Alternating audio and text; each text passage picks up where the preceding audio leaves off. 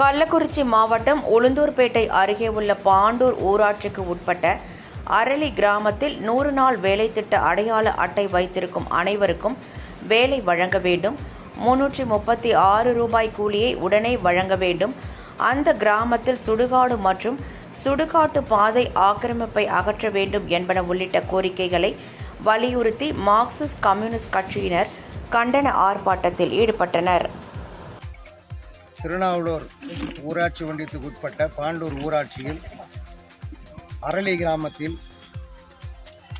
ஆயுதாவிட மக்களுக்கு கிட்டத்தட்ட 100 நாள் வேலை என்பது ஓராண்டுகளுக்கு மேலாகிறது வழங்கி அந்த வேலையும் கொடுப்பதில்லை.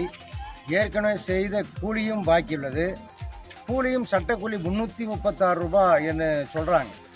ஆனால் இது வரைக்கும் எந்த ஊராட்சியிலையும் அந்த 336 ரூபாய் என்பது சட்டக்கூலி இந்த 100 நாள் வேலை திட்டத்தினுடைய பயனாளிகளுக்கு வழங்கப்படலை.